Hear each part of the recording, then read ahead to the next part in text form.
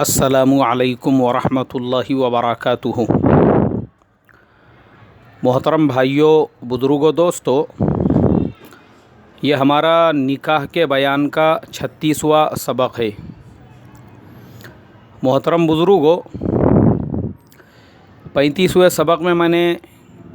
मर्द के ज़िम्मे औरत के क्या क्या हुकूक़ है वो बतलाए थे कि भाई मर्द ने जल्दी घर पे आना चाहिए, अपने बीवी को पूरा टाइम देना चाहिए, उसके जज्बात को, उसके फीलिंग्स को अंडरस्टैंड करना चाहिए, उसके साथ वैसा प्यार का, मोहब्बत का सलूक करना चाहिए। यहाँ तक कि शरीयत में कितनी गुंजाइश है बीवी के दिल जोई के लिए, ये तमाम बातें मैं 35वें सबक में बता चुका हूँ। आज 36वें सबक में मैं ये बताऊँगा कि ऐसे ही बीवी के ज़िम्मे भी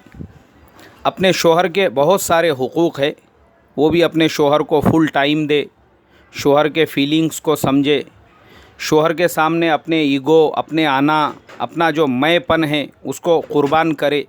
तो ही दोनों के ज़िंदगी की गाड़ी वो आराम से इत्मीनान से चलेगी। जैसा मैंने 35वें सबक में ये बताया कि बहुत सारे मर्द घरों पे लेट आते हैं और घर में भी आएंगे अपने माँ बाप के साथ, दोस्तों के साथ, या बाहर चले जाएंगे खाना खा के, फिर घर में 12 बजे 1 बजे वापस आ रहे हैं। और वो बेचारी बीवी दिन भर से उसने अपने शोहर के लिए कई अरमान दिल में जगा कर रखे थे कि शोहर आएगा तो उससे ये बात करूँगी, ये कहूँगी, वो बोलूँगी, और बेचारा शोहर आया नहीं आया कि खाना खा के बाहर गया, और जब रात में 12 बजे, 12:30, 1 बजे जब घर में आ रहा है तो बीवी बच्चे सब सो चुके हैं। ऐसे ही औरतों की भी कुछ ऐसी निगेटिव पॉइंट्स है कि शोहर बेचारा दिन भर दुकान पे ये सोच रहा है, जहाँ पे जॉब करता है वहाँ पे ये सोच रहा है कि आज मैं घर पे जाऊँगा तो अपने बीवी से ये बात करूँगा, अपनी ये फीलिंग्स उसके साथ में शेयर करूँगा, उसके साथ अपने ये जज्बात को शेयर करूँगा, उसके साथ प्यार का मामला करूँगा, मोहब्बत का मामला करूँगा, उसके साथ थोड़ा सा हंसी मजाक करूँगा। लेकिन जब शोहर घर पे आता है और आने के बाद में वो 4-4 मरतबा बेल बजाता है दरवाज़े की और देखता है कि बीवी एकदम बेफ़िक्र है, उसको कुछ लेना देना नहीं है कि ये मेरा शोहर आया या एक आधा बैल आया, दिन भर से मज़दूरी मेहनत करके, बाहर से काम करके वो अपने काम में मसरूफ़ है, या तो वो टीवी के सामने बैठी हुई है रिमोट हाथ में लेकर, कभी वो कलर्स देख रही है, तो कभी जी देख रही है, तो कभी स्टार प्लस देख रही है, कभी नागिन से कशिश पे आ रही है, तो कशिश से कभी भाभी जी घर पे है, भाभी जी घर पे है से कभी जो है किसी और पे जा रही है। अब उसके चैनल पे चैनल चेंज हो रहे हैं और ये बेचारा जो सुबह 8 घंटे की, 9 घंटे की ड्यूटी करके 10 घंटे की, 12 घंटे की लोकल ट्रेन में पूरा थका हुआ, बस के अंदर पूरा थका हुआ, दुकान का दिन भर का थका हुआ, वो अपने घर पे थकान उतारने के हिसाब से आया, या तो उसका बेटा दरवाज़ा खोल रहा है, घर की कामवाली बाई दरवाज़ा खोल रही है, या दूसरा कोई दरवाज़ा खोल रहा है। बीवी जो है वो बैठी हुई है आराम से, उसको कुछ लेना देना ही नहीं है। और ये जो दिल के अंदर सारे अरमान जगा के घर में आया हुआ है, तो वो उसका टेंशन बजाय कम होने के, उसकी थकान उतरने के, वो और डबल टेंशन में आ रहा है कि यार ये ऐसी कैसी बीवी है, इनके लिए ही मैं मेहनत मजदूरी कर रहा हूँ, इनके लिए ही कमा रहा हूँ, और ये मेरे लिए टीवी के चैनल छोड़ने के लिए तैयार नहीं है। तो अब बीवी की ज़िम्मेदारी ये बनती है इसलिए कि उसके लिए शोहर से बड़ा किसी का मकाम मर्तबा नहीं है, कोई चैनल बड़ा नहीं है,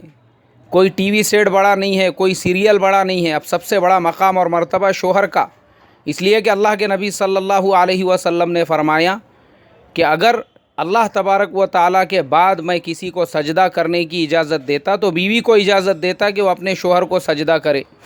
ख़त्म हो गई, यहाँ पे एकदम फाइनल स्टॉप हो गया, इसके बाद आगे कोई चीज़ है ही नहीं, यह हदीस के आगे। और फिर दूसरी रिवायत में फ़रमाया शोहर की खुशनुदी में अल्लाह की खुशनुदी, शोहर की नाराज़गी में अल्लाह की नाराज़गी। तो ऐसी बीवी वो कहाँ से अपने ज़िंदगी को सरसब्ज़ व शादाब कर सकती है जो अपने शोहर के लिए अपनी टीवी और उसके चैनल नहीं छोड़ सकती। एक तो ये सिचुएशन होती है, और दूसरी सिचुएशन वो होती है कि शोहर जब आता है तो वो देख रहा है कि बीवी मोबाइल पे लगी हुई है, कभी वो अपनी माँ से बात कर रही है, शोहर उसको इशारतन बोल भी रहा है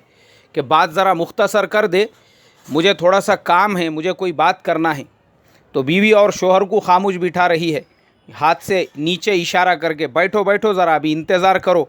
अभी तो मेरी माँ का फ़ोन आया, अभी तो मेरे को पूरे आधे ख़ानदान से बात करने की है। और ये बेचारा फुल टेंशन में ये सोच रहा है कि घर में जाऊं तो बीवी मेरे लिए चाय बनाएंगी या कम से कम ठंडा पानी पिलाएंगी, तो वो तैयारी नहीं है, क्योंकि वो मसरूफ़ है, उसकी पूरी जान वो अटकी हुई है उसके माँ बाप में, उसकी बहनों में, उसके भाइयों में, और उन तमाम से बातों के अंदर लगी हुई है। अब ये सब चीज़ें होने से वो शोहर का जो थकावट थी वो कम होने की बजाय और बढ़ रही है। तो ऐसी तमाम औरतें जो मेरा बयान सुन रही है, जब शोहर घर में आ गया तो ना माँ बड़ी है, ना बाप बड़ा है, ना भाई बड़े हैं, ना साड़ू बड़े हैं, ना अपने बहनों के जो शोहर है जो और जो बहनोई है वो बड़े हैं। अब किसी का मकाम और मर्तबा बड़ा नहीं है। अब सबसे बड़ा मकाम और मर्तबा किसी का है तो वो शोहर का है। और अगर तुम मेरी इन बातों पे अमल नहीं करोगी तो मैं तुमको अब वो वाक़या सुनाता हूँ जिनमें इन्हीं वजूहात से शोहरों ने थोड़े दिन तो बर्दाश्त किए और बाद में थैली बैग हाथ में दे के रवानगी के आदाब दिए।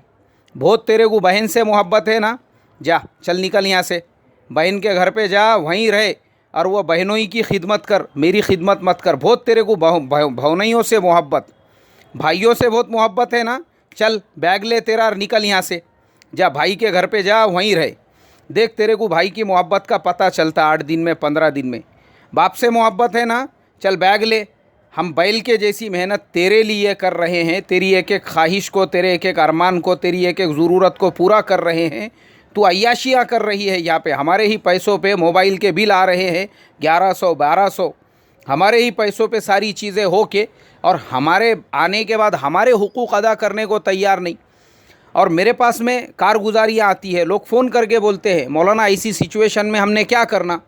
कि हमने हमारे बीवी को मना की है कई मरतबा कि फ़ुलानी बहन के घर पे नहीं जाना, फ़ुलाने बहनोई के घर पे नहीं जाना, फ़ुलाने रिश्तेदारों से ताल्लुक़ नहीं रखना, इसलिए कि वो लोग फितने हैं जो घरों को तोड़ने का काम करते हैं। तो बोले बीवी नहीं सुन रही है, ऐसी कंडीशन में क्या करना। तो मैं ऐसे लोगों को साफ साफ मशवरा देता हूँ कि भाई अगर ऐसी औरत नहीं सुन रही है तो काय के लिए उसको घर के अंदर पाल के रखा है आपने। इस्लाम में शरीयत के अंदर तलाक़ इसीलिए तो है कि अगर औरत इस तरीक़े की नाफरमानी करे और शोहर के हुक्म की ख़िलाफ़ वर्जी करे तो आप स्टेप बाय स्टेप किसी काज़ी शरीयत से मुलाकात करो और बेचारी को रवानगी के आदाब दो। ये अपने इसको शोहर से बड़ा अगर इसके नज़दीक इसके बहनोई का मकाम है, इसको रहने दो। बहनोई के घर पे जाके पता चल जाता थोड़े दिनों के अंदर कि बहनोई क्या था और शोहर का मकाम क्या है, भाई क्या था, शोहर का मकाम क्या है, माँ बाप कैसे है और शोहर की मोहब्बत क्या थी।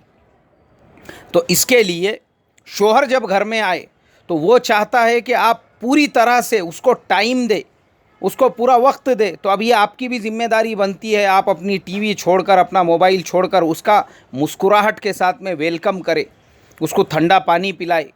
उसको चाय पिलाए पहले खाना खाने से पहले। ऐसी बहुत सारी ज़रूरियात होती है शोहर की। और वो सब कराने के बाद में अब आपकी ज़िम्मेदारी बनती है कि शोहर को क्या पसंद है वो आप अपने घर में पकाए। वरना उमूमन होता यह है कि औरतें हत्तल इम्कान कोशिश करती है कि मेरे को क्या पसंद है मैं वो पकाना चाहती हूँ। और मैं आपको इसके ऊपर से एक वाक़या सुनाता हूँ। एक जगह पे शोहर ने बीवी को फ़ोन किया दुकान पर से, बोले आज शाम में मेरे लिए जो है चिकन बनाना। तो बीवी ने बोली वो चिकन जो है कल ही हम लोगों ने फुलाने शादी के अंदर खाए थे। शोहर ने बोला ठीक है फिर एक काम करो दाल चावल बना दो। नहीं बोले दाल चावल अगर बनाएंगे ना तो वो मेरे को खाए नहीं जाते दाल चावल, कुछ तो भी उसके साथ में चिकन मटन का आइटम होना ज़रूरी है। तो शोहर ने बोला ठीक है फिर एक काम करो, आप चिकन कल खा लिए थे और दाल चावल तुम बनाने के लिए तैयार नहीं हो तो एक काम करो बैगन बना लो। अरे यार तुम्हारा दिमाग ख़राब है क्या, बैगन से मुझे खुजली आती तुमको पता नहीं है। शोहर ने बोला फिर एक काम कर भिंडी बना ले। अरे क्या भिंडी खाते तुम, परसों के दिन तो भिंडी बनाए थे। शोहर ने बोला ठीक है मैं एक काम करता हूँ आते आते मछली लेके आ जाता हूँ। अच्छा अब तुमको मेरा काम बढ़ाने का है, यानी मच्छी तुम इसलिए लाना चाह रहे ताकि मछली लाने की वजह से मेरे को और 2 घंटे उस पर मेहनत करना पड़े, उसको अच्छी तरह से धोना पड़े, सेक करना पड़े। मतलब तुम्हारा मकसद ही ये है मेरे को सताने का, मेरे को परेशान करने का, इसके लिए तुम मच्छी लाना चाह रहे। शोहर ने बोला एक काम कर जाने दे, तू कुछ मत बना, मैं आते टाइम पे होटल से पार्सल लेके आता हूँ। हाँ, अब कितनी अच्छी बात बोले तुमने, बस वैसा ही करो। अब फलानी जो होटल है वहाँ से पार्सल के अंदर एक ये ले लेना, एक ये ले लेना, ये चिकन हक्का नूडल्स ले लेना, 2-4 परोठे ले लेना, आधा डजन तंदूरी रोटी ले लेना, साथ में जो है हॉट एंड सॉर जो है वो सूप भी ले लेना, और उसके साथ में डेज़र्ट के अंदर अगर उनके पास में कुछ अच्छा आइटम रहे तो वो भी 2-4 डब्बे ला लेना। अब ये उसका ऑर्डर वहाँ से आ गया और उसके बाद में वो एकदम आराम से। तो आज के ज़माने की औरतें ऐसी है, वो शोहर के मर्ज़ी से पकाना नहीं चाहती है,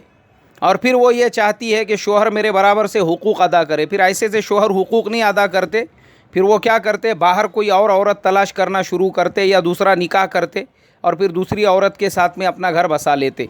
उमूमन मैंने देखा हूँ जिन जिन औरतों के मर्दों ने दूसरे निकाह किए वो इसीलिए कि इसके नखरे बहुत बढ़ गए थे, ये हुकूक अदा करने को तैयार नहीं थी। इसको बैगन की एलर्जी, इसको मच्छी की एलर्जी, इसको चिकन की एलर्जी, इसको भिंडी की एलर्जी, इसको कड़ी खिचड़ी की एलर्जी। शोहर ने बोला ठीक है ना बाबा, तेरे को जब सब कुछ एलर्जी है तो तेरे दिल से पका और खा, मेरे को जो जो पकाने का और खाने का है मैं उसके लिए दूसरी का इंतज़ाम करता हूँ।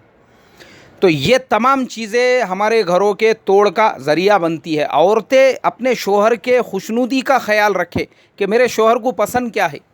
अब उसके बाद में शोहर ये चाहता है कि भाई उसकी बीवी भी ज़रा हंसमुख मिजाज के साथ उसके साथ में रहे, तो उमूमन होता ये है औरतों का मिजाज कि वो जानबूझ के ये चाहती है कि मैं गपचुप से जल्दी से सो जाऊं ताकि शोहर मेरे साथ अपनी ज़रूरत को पूरा ना कर सके, या वो मुझे मस्का मारे, या वो मेरे सामने खुशनुदी करे तो फिर मैं उसके सामने थोड़े से नखरे करूंगी। और उमूमन यही होता है कि बेचारा शोहर जब सोने का वक्त आता है तो उससे पहले औरतें भरपूर नींद के अंदर चली जाती है, या बहुत सारी जो होती है वो नाटक करती है, नखरे करती है। इसलिए कि मेरे पास में कारगुजारियाँ आती है, लोग अपने अपने दर्द भरी कहानियों को सुनाते हैं और बोलते हैं कि मौलाना मेरी बीवी ऐसा कर रही है, अब मैं क्या करूं। मौलाना मेरी बीवी जानबूझ के ऐसा करती है कि मैं अगर उससे सोहबत करना चाहूं तो कभी उसकी कमर में दर्द होता है, कभी उसके सर में दर्द होता है, कभी उसको चक्कर आते हैं, या बाज़ औक़ात ऐसा होता है कि एक बार अगर मैंने उसके साथ में सोहबत कर लिया उसके बाद 8-8 दिन बिस्तर से उठती नहीं, मैं ऐसे कंडीशन में क्या करूं। तो ऐसे लोगों को मैं यही मशवरा देता हूं कि भाई कुछ करने की ज़रूरत नहीं है। इस्लाम में 4 शादियों की इजाज़त क्यों है। आप एक आधी अच्छी मजबूत औरत देखो, जैसे काठियावाड़ी भैंस होती है, वो सुबह में 25 लीटर और शाम में 25 लीटर दूध देती है, तो वो काठियावाड़ी भैंस के जैसी मजबूत औरत देखो कि तुम अगर उसके साथ में दिन में से 3 बार भी सोहबत करना चाहो तो उसने तैयार रहना आपके साथ सोहबत करने के लिए। रोज़ सोहबत करना चाहे तो रोज़ तैयार रहना। तो ऐसी औरत देखो और उसके साथ में दूसरा निकाह करो। और ये जो बेचारी है इसको झंडू बाम का एक बॉक्स ला के दे दो, दिन भर कंबर पे मलने के वास्ते में, सर पे मलने के वास्ते में, और इसको जो है दवा गोली अच्छा मेडिकल ट्रीटमेंट दिलाओ और इसको बोलो कि घर में एक बंगवई डाल रहा हूँ, तू खाली दिन भर उस पर आराम करते जा, एक बार सोहबत करने से 15 दिन तक जो तू बीमार होती है मैं मेरे लिए काठियावाड़ी बीवी का इंतज़ाम कर देता हूँ। तो आज जो लोग दूसरे निकाह करते हैं, मेरे पास में बहुत सारे केसेस, मेरे पास ऐसी कारगुजारियाँ भरी पड़ी है। मैं अगर उसके ऊपर किताब लिखना चाहूँ ना तो तकरीबन 101 किस्से और कहानियों की किताब लिख सकता हूँ कि लोग अपने ऐसे ऐसे दर्द भरे वाक़या सुनाते हैं सिर्फ़ इस वजह से कि ये औरतें ऐसे नखरे करती है। हालांकि ऐसी औरतों को अल्लाह तबारक व तआला, अल्लाह के नबी सल्लल्लाहु अलैहि वसल्लम ने हुक्म दिया,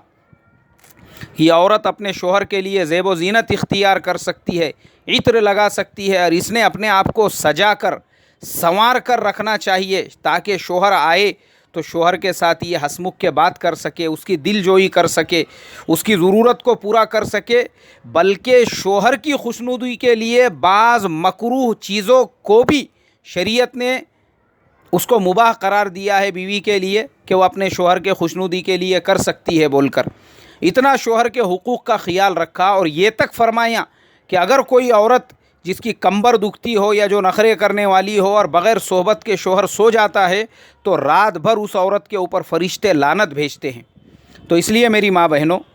मैंने जैसे 35वें सबक में मर्दों को बुरा भला कहा था और ये कहा था कि वो बीवियों के हुकूक़ नहीं अदा करते, ऐसे ही 36वें सबक में मैंने ये भी बता दिया हूँ कि औरतों के भी ज़िम्मे ये लाजमी और ज़रूरी है। वो अपनी शोहर की ज़रूरियात का ख्याल रखे। अगर वो ये नहीं चाहती है कि उनका शोहर अपने दुकान पे के काम करने वाली से दूसरा निकाह कर ले, या अपने ऑफिस में जॉब करने वाली से दूसरा निकाह कर ले, या बस में जिसके साथ अप डाउन होता है उसके साथ दूसरा निकाह कर ले, या लोकल ट्रेन में जिसके साथ में अप डाउन होता है उसके साथ में दूसरा निकाह कर ले, या किसी और के साथ में घर बसा ले, अगर आप ये नहीं चाहती है तो मेरे बताए हुए अमाल पे अमल करते हुए शोहर आते ही उसका हंसी और मुस्कुराहट से इस्तकबाल करो। वो जो चाहता है वैसा पकाओ, और वो जिस तरीक़े से सोहबत करना चाहता है उसका पूरा कोऑपरेट करो। इंशाअल्लाह आपके घर में हमेशा खुशहाली रहेगी। अल्लाह अमल की तौफ़ीक़ अता फ़रमाए। कल संडे है, इंशाअल्लाह आपके मसाइल और उनके जवाबात आएंगे। अस्सलामु अलैकुम व रहमतुल्लाहि व बरकातुहू।